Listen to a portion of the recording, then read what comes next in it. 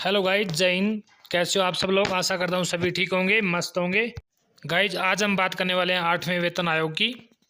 कितना बढ़ेगा डीए, ये हो गया कन्फर्म। केंद्र सरकार ने जारी किया आदेश, इसी महीने में 8वां वेतन आयोग लागू होने वाला है। कर्मचारियों और पेंशन भोगियों को बेसब्री से महंगाई भत्ते में बढ़ोतरी का इंतजार रहता है। आपकी जानकारी के लिए बता दूं, साल में 2 बार महंगाई भत्ता डीए बढ़ता है। एक बार जनवरी महीने में, वही दूसरी बार जुलाई महीने में। महंगाई के इस दौर में केंद्र कर्मचारियों के लिए मोदी सरकार बड़ा तोहफा दे सकती है। बजट से पहले 8वें वेतन आयोग का प्रपोजल आ चुका है और ऐसी उम्मीद की जा रही है कि बजट में कर्मचारियों को लेकर बड़ा ऐलान सरकार की ओर से किया जा सकता है। ऐसा अनुमान लगाया जा रहा है कि 8वें वेतन आयोग में कर्मचारियों की सैलरी में ज़बरदस्त इजाफा हो सकता है। कितनी बढ़ेगी सैलरी और 8वां वेतन आयोग कब से लागू हो सकता है, ये इस वीडियो में आपको मैं बताने वाला हूँ। 23 जुलाई को केंद्रीय वित्त मंत्री निर्मला सीतारमण बजट पेश करने वाली है। बजट में से पहले केंद्रीय कर्मचारियों ने अपनी मांगें रखी है। कर्मचारियों की मांगों में सबसे प्रमुख मांग 8वें वेतन आयोग के गठन को लेकर है। 6 जुलाई को कैबिनेट सचिव लिखे पत्र में केंद्र सरकार के कर्मचारियों और श्रमिकों के फेडरेशन में बजट से पहले अपनी मांगों को रखा और 8वें वेतन आयोग का प्रपोजल भी सरकार को दिया।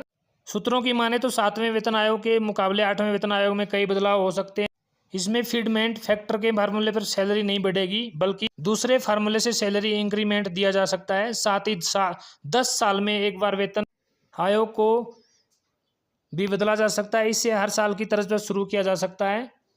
आपको बता दें कि हर 10 साल में एक केंद्र वेतन आयोग का गठन होता है, जो सरकारी कर्मचारियों की सैलरी स्ट्रक्चर, भत्ते और लाभों की समीक्षा करता है और महंगाई के आधार पर आवश्यक बदलावों का सुझाव देता है। इसलिए उम्मीद की जा रही है कि साल 2026 से 8वें वेतन आयोग का गठन हो सकता है। पिछला यानी 7वां वेतन आयोग पूर्व प्रधानमंत्री मनमोहन सिंह की ओर से 28 फरवरी 2024 को गठित किया गया और इसकी सिफारिशें 1 जनवरी 2016 से लागू हुई थी। 7वें वेतन आयोग के गठन के बाद केंद्रीय कर्मचारियों की न्यूनतम सैलरी में सबसे कम इजाफा हुआ। दरअसल सैलरी को फिटमेंट फैक्टर के हिसाब से बढ़ाया गया, इसमें 2.57 गुना रखा गया है। इससे बेसिक सैलरी 1 की गई है। अगर इसी फार्मूले को आधार पर माना गया तो 8वें वेतन आयोग में कर्मचारियों का रिवीजन 3 साल के अंतराल पर रखा जा सकता है। ऐसी उम्मीद की जा रही है कि तीसरी बार सत्ता में आई मोदी सरकार बजट में 8वें वेतन आयोग के गठन का ऐलान कर सकती है। 8वें वेतन आयोग के गठन से केंद्र सरकार के कर्मचारियों और पेंशनर्स को अपने वेतन भत्तों और पेंशन से संभावित बढ़ोतरी मिल सकती है। अब ऐसा होता है या नहीं, ये तो 23 जुलाई को साफ हो जाएगा। गाइस, इस वेतन को लेकर कर्मचारी संगठनों ने फिर उठाई 8वें वेतन आयोग लागू करने की मांग। क्या बजट में वित्त मंत्री कर सकती है ये ऐलान? 8वें पे कमीशन अपडेट। कर्मचारियों संगठनों का मानना है कि पिछले 8 साल में सरकारी कामकाज के तरीकों में काफ़ी बदलाव हुआ है। भारतीय अर्थव्यवस्था का विस्तार हुआ है, जीडीपी में वृद्धि हुई है और महंगाई भी बढ़ गई है। ऐसे में 8वें वेतन आयोग का गठन जल्दी करना बेहद जरूरी हो गया है। सरकारी कर्मचारी और पेंशनधारी यही चाहते हैं कि जल्दी से जल्दी 8वां वेतन आयोग का ऐलान करें।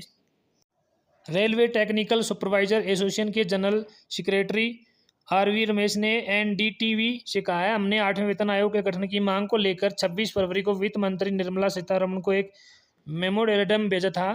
कार्मिक मामलों के विभाग ने हमारे मेमोरेंडम को वित्त मंत्रालय के डिपार्टमेंट ऑफ एक्सपेंडिचर के पास भेज दिया है। हमारी मांग है कि केंद्र सरकार के कर्मचारियों और पेंशनधारियों के मूल वेतन, भत्ते, पेंशन और अन्य लाभों को संशोधित करने के लिए 8वां वेतन आयोग बनाने का ऐलान जल्दी किया जाए।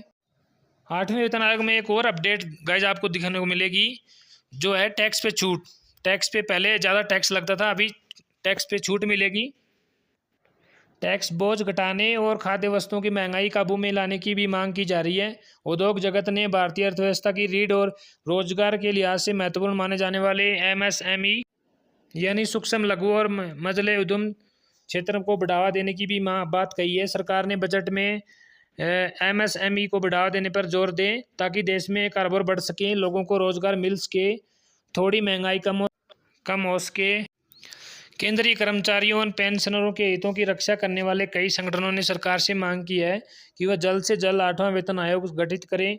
इस आयोग का काम केंद्रीय कर्मचारियों और पेंशनरों के वेतन, भत्ते, पेंशन और अन्य लाभों में संशोधन की सिफारिश करना होगा। हाल ही में confederation of central government employees and workers के महासचिव S.B. यादव ने कैबिनेट सचिव को पत्र लिखकर 8वें वेतन आयोग के गठन की मांग की। इसके अलावा उन्होंने पुरानी पेंशन योजना OPS को बहाल करने, कर्मचारियों पेंशनरों को 18 महीने के महंगाई भत्ते, DA का भुगतान और कोविड-19 महामारी के दौरान रोकी गई राहत राशि जारी करने की मांग की है। इससे पहले जॉइंट कंसल्टेटिव मशीनरी JCM की नेशनल काउंसलिंग स्टाफ साइड ने भी 8वें वेतन आयोग के गठन पर जोर दिया। अनुकंपा के आधार पर नियुक्तियों पर 5% की सीमा को हटाया जाए और मृतक कर्मचारी के सभी वार्डों आरक्षितों को अनुकंपा नियुक्ति प्रदान की जाए। केंद्रीय कर्मचारी संगठनों ने कुछ अपनी ये मांगे सरकार से की है। आपको बता दें कि गाइस सरकार किसानों, महिलाओं, केंद्रीय कर्मचारियों और पेंशनरों को खुशखबरी जल्दी देने वाली है। 23 जुलाई को 8वां वेतन आयोग आने वाला है। तब तक जय हिंद, जय भारत।